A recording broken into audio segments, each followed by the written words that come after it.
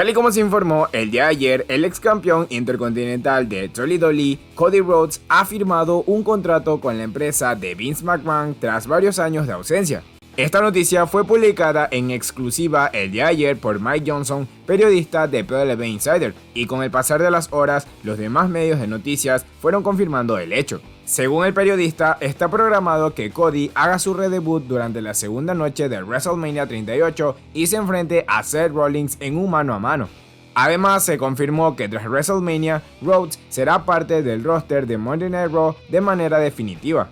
El día de hoy, el medio de noticias Fightful ha publicado más detalles al respecto, señalando que WWE está planteando internamente que Rhodes también aparezca el lunes 4 de abril en el episodio de Raw posterior a WrestleMania.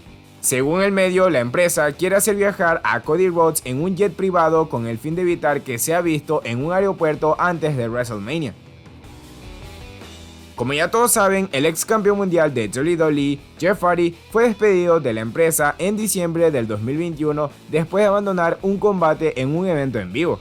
En este show formó equipo con Xavier Woods y Drew McIntyre para enfrentarse a The Bloodline, pero Hardy estaba en un pésimo estado, por lo que decidió abandonar el ring y marcharse entre el público. En ese momento se especuló con la posibilidad de que el luchador estaba ebrio o bajo los efectos de alguna sustancia, sin embargo, esto luego se desmintió.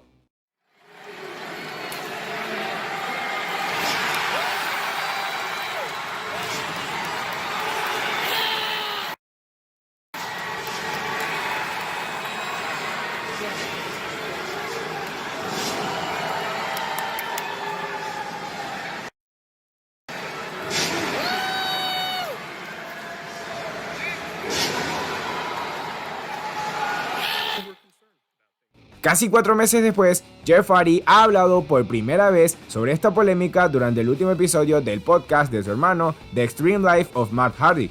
Durante la entrevista, Jeff mencionó que si bien no buscaba ser despedido tras abandonar aquel combate, tomar esa decisión ha sido lo más inteligente que ha hecho.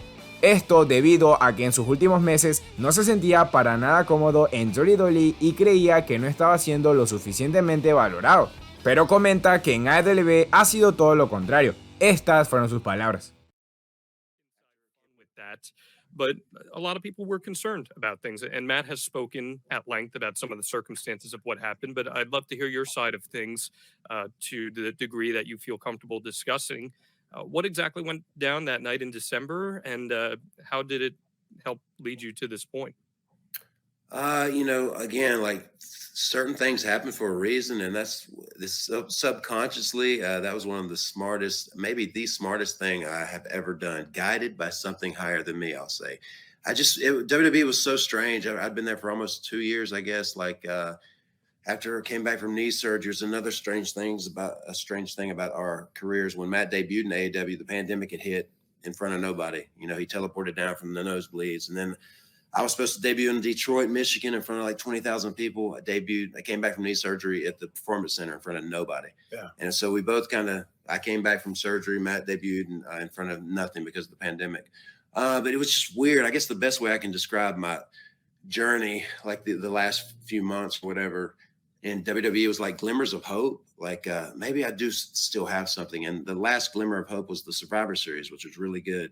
Came down to me and Seth Rollins, man. It was killer, and I almost won, and the crowd was so behind me, man. I felt like one of the most popular baby faces in WWE because the crowd was so with me. But then there's other times I just felt like a ghost roaming the halls, and I don't know, man. Why am I even here? I don't feel important at all.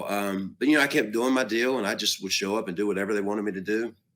And I've never been a politicker, so I don't go out of my way to try to get a certain spot or to achieve a certain status.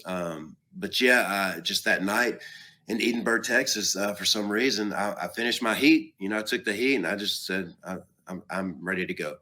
Went over the rail and disappeared into the crowd. And naturally, they think I took something like drugs or whatever, but I didn't. I mean, if I was that bad, I should never went out there, is the way I see it. But and I thought, man, it's just another unpredictable thing that I can do, and I'll get away with it. But it was more serious than that. And but again, it was one of the smartest things I've ever done because everything worked out so perfectly. Mainly because my first day in AEW, I felt valuable, for the first time. Just the care and love I was shown I felt like I was supposed to be. I just got chills thinking about that. To where WWE just felt like they were just wanting to keep me there to sell more like action figures, and that's one of the things that I put so much like love and joy. I get so much joy out of painting my face, and when I see that come out and immortalized in an action figure, I'm like, man, that's why I do it. This is so cool. Even when I'm signing all these things, and so that's one thing I'm super excited about. Here in AEW is my first action figure with the face paint, and it's like, okay, it's here. Además de esto, Jeff Hardy también habló sobre la propuesta de Jolly Dolly para formar parte del Salón de la Fama poco después de haber sido despedido. Jeff reveló que dicha propuesta hizo que le saltaran las lágrimas por haber sido en el momento menos adecuado. Esto fue lo que dijo al respecto. I don't know, it just felt completely wrong. Like it just didn't feel like the time at all, and like I almost felt offended. I was very emotional, but I almost felt offended. I was like, what? So wait, what?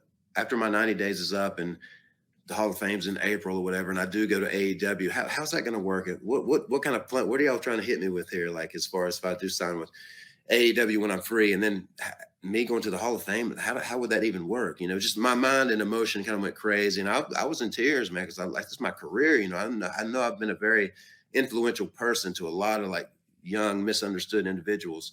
But yeah, it just felt so wrong. And I almost felt like, oh, how dare you? Like, want to put in a sense. And I know it sounds crazy. I guess when people get offered the Hall of Fame, it's like, oh, of course, yeah, I'm a Hall of Famer. It's never really meant that much to me, like the Hall of Fame, whatever it is. But it's not time for that. And that's why it was just kind of, I was like, yeah, it's a hard no.